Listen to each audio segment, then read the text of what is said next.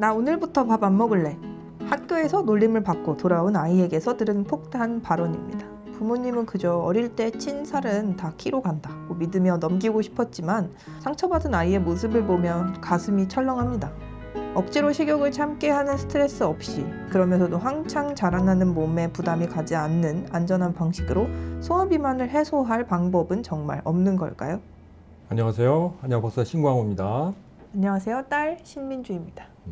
소화비만이 정확히 어떤 병이고 왜 일반 비만과 따로 정의를 해둘 정도로 이 병에 문제가 되는지 좀 궁금해요.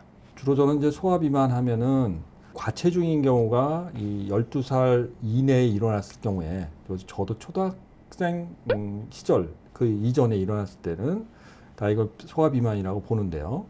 이게 이제 일반인들이 생기는 비만과 어떤 차이가 있느냐 이거예요. 근데 이 나이의 아이들은 성인에 비해서 자기 절제력이 되게 부족해요.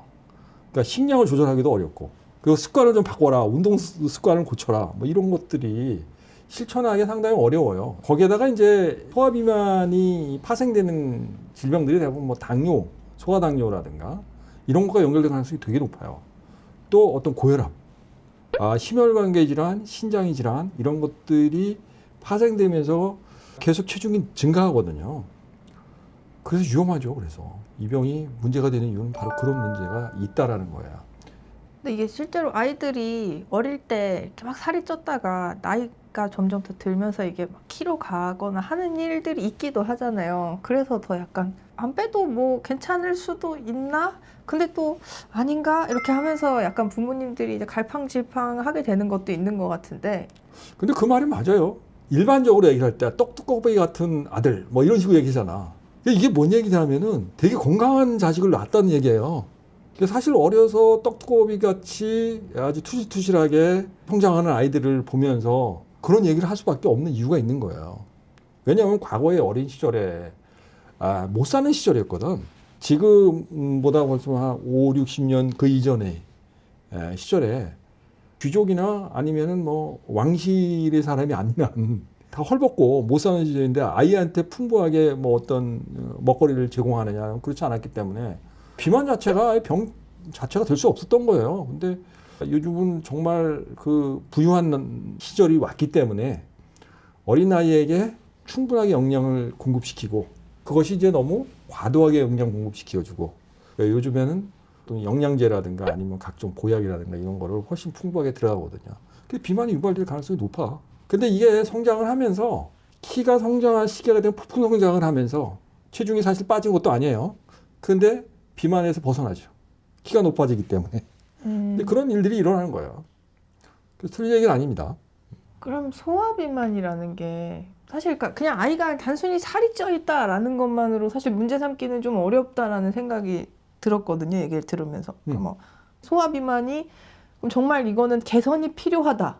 약을 먹거나 아니면 뭔가 어떤 다른 뭐 이걸 개선할 수 있는 방안이 필요하다라고 할 만큼 문제가 되는 어떤 기준이라는 상황이 있어요. 기준이 되는. 그러니까 이제 기준이라는 상황이 어떤 식으로 이렇게 계산하는 방법들이 있다고. 비만의 기준들이 나온단 말이에요. 그래서 그것에 따라 가지고 그 선을 넘어서게 되면 비만이고, 그거를 뭐 안 넘어서게 되면 나는 이제 정상이다, 뭐 이런 식의 기준이 있는데, 사실 그것도 맞지 않아요. 나는 평생 비만이에요. 왜냐하면 나는 뭐 비만이 아니라 과체중이에요. 뭐 쉽게 얘기해서 마동석 같은 사람은 다 그냥 비만이지 뭐. 그죠? 근데 그 사람 근육량이 엄청나게 많거든. 그런 기준보다는 내가 일상생활을 하면서 건강하게 삶을 살 수 있을 기준들은 스스로가 다 알고 있다고. 그리고 이게 큰 병을 만들지 않고 있는 상황이 분명하다면은 이건 비만이 아닌 거예요. 문제가 되는 비만이 아니다. 네, 과체중이라 그렇지. 하더라도. 네. 그래서 꼭 체중 가지고 어떤 잣대를 내세워 가지고 뭐 살을 더 빼야 된다느니 어쩐다느니 이런 식으로 하는 게 결국은 오히려 건강을 해치는 일들이 벌어져요. 그래서 어떤 그런 기준들을 어린아이에서부터 바비 인형을 너무 안고 살아가지고 쭉쭉빵빵 뭔가 늘씬해야지만은 이게 정상인 것 같은. 그래서 사실 바비 인형이 비정상이죠. 근데 이 바비 인형이 비정상이어야 된다라고 말할 수 있는 용기 있는 사람이 없는 거야. 요즘 점점 줄어들고 있어요. 부모도 그렇고 부모의 생각을 받은 자식도 그렇다는 거지. 좀 잘못돼 있다고 나는 봐요. 그러면 만약에 그런 아이가 실제로 이렇게 살이 별로 없는데 걔를 이제 쫄쫄 굶겨요. 그래서 걔가 크면 어떤 문제가 생길 수 있어요. 아니, 문제가 많이 생기죠. 우선 가장 큰 문제가 뭐냐면은 스스로가 어떤 강박관념을 가지고 있다고. 거식증 같은 병을 앓고 있어. 거식증은 음식을 거부하는 거예요. 근데 어떤 습관이 드냐면은 조금이라도 살이 찐 것 같으면은 토해내. 의도적으로 화장실 가서 토해내가지고 스스로 영양 불균형 상태를 만들어. 그럼 그런 상태에 가서 다시 또 배가 고프니까 또 먹고 나가서 살찔까 봐 겁나니까 화장실 가서 또 토해. 이런 거 반복한다는 거예요. 그러면 과연 올바로 성장하겠냐는 거예요. 영양 공급이 제대로 되겠냐는 거예요. 그러니까 보통 이런 케이스들이 보통 20대, 30대가 되면서 상당히 많은 질환을 알아요. 그러니까 가장 큰 문제가 뭐냐면 생리불순이 온다고. 그리고 몸이 차, 소화기가 약하고, 뭐 신경이 엄청 예민해가지고 불면증이 시달리고. 거식증까지는 아니어도 저체중 상태로 계속 오랫동안 있게 돼도 아빠가 말씀하셨던 그런 뭐 생리불순이랄지 뭐 몸이 쉽게 차진다든지 이런 일은 충분히 발생할 수 있죠. 당연하지. 부모들은 그러면 자식들한테 우리 아이가 소화비만이다 아니다 어떻게 판단할 수 있는지. 그러니까 어떻게 판단할 수 있는지가 아니라 기준 자체를요, 스타들에게 기준을 정해놓고 있기 때문에 문제라는 거예요. 그러니까 스타들의 체형에 맞지 않으면 비만이라고 본다는 게 문제라는 거지. 그러니까 그래서는 안 되는데 그렇게 하고 있다 그러니까. 그럼 박사님이 보시기에 이 정도는 진짜 비만이야 정도는 어느 정도예요? 우리가 보통 이제 골반하고 어깨, 골반과 어깨를 중심할 때 폭이 그것의 드럼통처럼 똑같이 이게 내려온다 라면 비만이에요. 근데 이게 홀쭉하게 허리 부분에서 홀쭉하게 들어간다면은 일단 비만 아니라고 보면 돼. 그러면 실제로 막 그렇게 부모님들 식이요법 중에 하나가 이제 일단 밥 양을 줄인다도 있잖아요. 밥 양을 그렇게 줄여도 돼요? 줄일 수밖에 없게 만들어야 되는 거지. 왜 그러냐면은 뚱뚱한 상태에서 계속 성장을 시키려면은 이 아이가 제대로 뛰어놀기도 힘들 뿐더러 관절 성장도 잘 안 되고 성장판 같은 게 빨리 다칠 가능성도 있고. 그러니까 그런 것들을 다 감안해 줘야 돼요. 그래서 생활 습관에서 가장 중요한 게 내가 음식을 섭취할 때 어떻게 저작하는 습관을 가지느냐가 중요한 거예요. 음식을 씹을 때 입안에서 오랫동안 씹어서 삼키는 습관을 만들어주면은 아이가 비만에서 벗어날 수 있어요. 건강하게 벗어날 수 있다고. 근데 그러기 위해 가지고 물에 말아 먹거나 국에 말아 먹거나 탕 같은 데 해가지고 이 라면 뭐 이런 데다가 밥을 말아 가지고 퍼먹게 되면은 빨리 삼켜요. 입에서 저작을 할 필요가 없어. 그럼 이 저작하지 않게 되면은 빨리 삼키게 되고 빨리 삼키게 되면은 우리 몸에서는 그걸로 인해 가지고 문제가 터져요. 그럼 어떠냐면 세로토닌의 함량이 뇌에서 그만큼 충분히 공급이 안 되줘요. 세로토닌의 함량이 많아지면 어떻게 포만감이 생긴다고. 근데 많이 씹는 사람들이 포만감이 빨리 와요. 이제 그런 현상을 이제 일으키게 어려서부터 훈련을 시켜줘야 된단 말이에요. 밥을 빨리 먹는 게 아니라 음식을 빨리 섭취하는 게 아니라 골고루 제대로 저작해가지고 삼키는 습관을 만들어주는 게 다이어트의 첫 번째 요건이에요. 좋은 습관이에요. 살이 빠지는 습관이라고 보면 돼.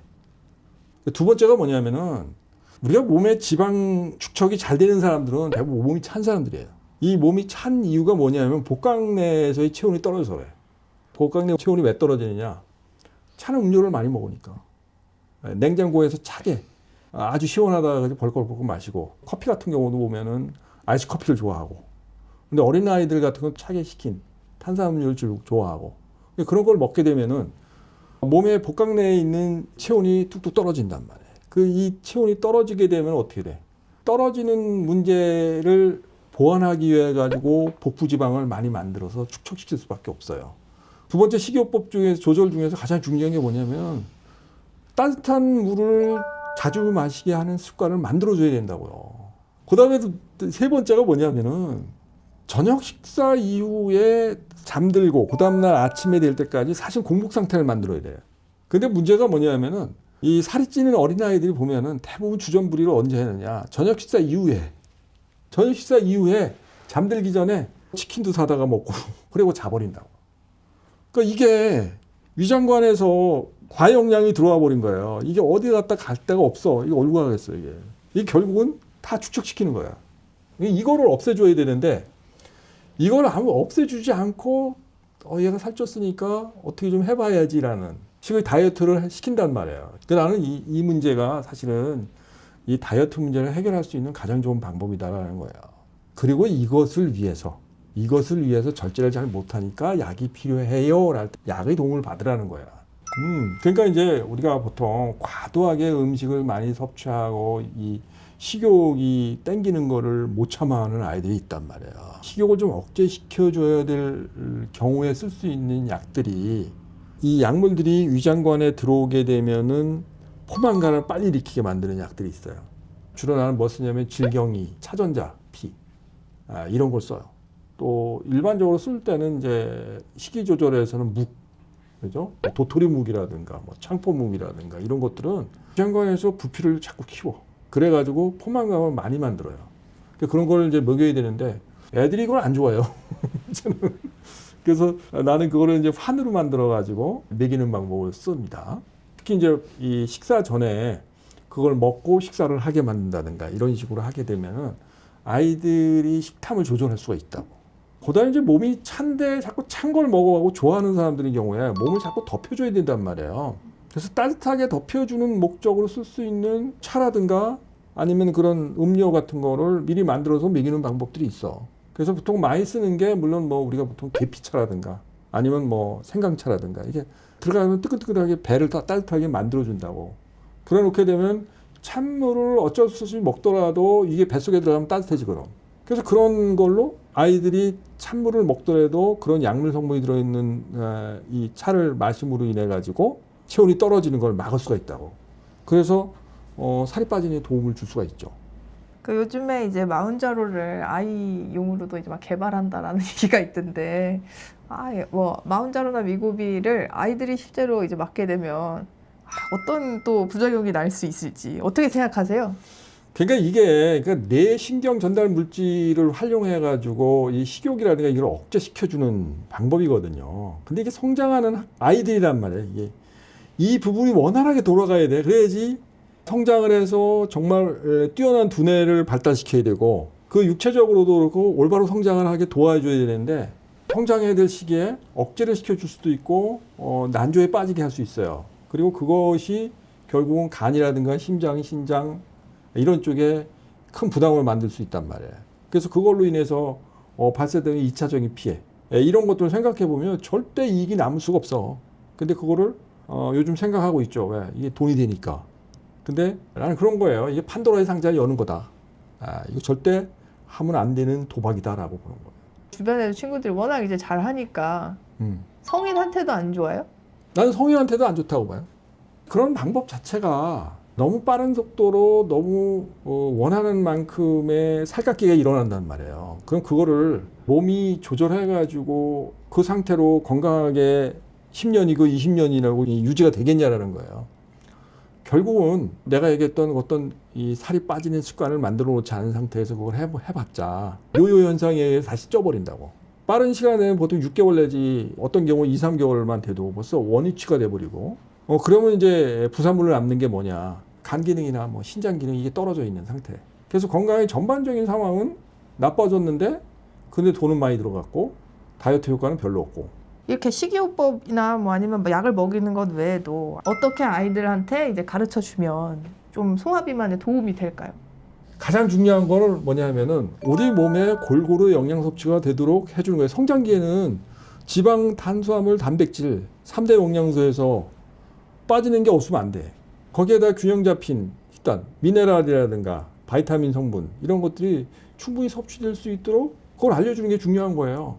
그렇게 하는 게 중요하기 때문에 사실 중요한 건 그러죠. 옛날에는 이런 거 있잖아요. 밥 먹고 말이야 이렇게 해서 바로 누워가지고 이렇게 개기지 말아라 소된다 이런 얘기 하잖아요. 예? 그거 뭐예요? 그게 운동을 하지 않으면은 어떻게 돼? 근육으로 영양 물질이 근육으로 안 간다고. 그래서 저녁 식사 이후에 음식을 먹고 바로 자버리는 게 엄청나게 안 좋은 거예요.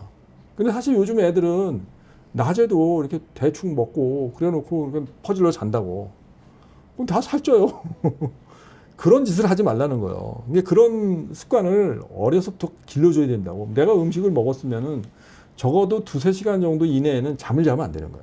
그때는 좀 활동을 하게 하고 뭔가 근육 운동을 통해 가지고 위장관에서 자꾸 흡수되고 있는 영양 물질들이 필요한 에너지로 자꾸 바꿔나가도록 도와주는 그 습관을 어렸을 때 해줘야 된다고. 그런 식이 조절을 제대로 하고 그 욕망을 절제하도록 하는 습관들을 어렸을 때 길러줘야지. 어렸을 때 그 욕망을 귀엽다고 이쁘다고 잘 먹는다고 그래서 내비두어 놓고 나중에 이제 성장한 다음에 비만된 다음에 그 습관을 고쳐주세요 이렇게 얘기를 하면은 쉽지 않죠. 마지막으로 소화 비만으로 이제 고민하는 부모님들을 위해서 한의사로서 딱 이것만 기억해 줬으면 좋겠다 하는 세 문장을 알려주세요. 그러니까 첫째, 음식의 양을 줄 생각을 하고 질은 절대 줄이지 마세요. 둘째, 내 체온보다 낮은 음식을 많이 섭취하지 마세요. 셋째, 저녁 식사 이후에는 무조건 단식하세요. 이 세 가지를 지키면은 다이어트를 할 필요가 없는 체형이 만들어져. 이걸 꼭 명심하시고 자녀분들과 건강한 생활을 유지해 보시기 바랍니다. 오늘 이렇게 소화비만 자녀를 가진 부모님들을 위해 좋은 솔루션 주셔서 감사합니다.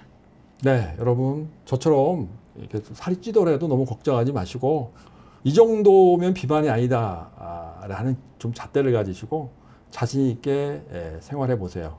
자, 감사합니다. 감사합니다.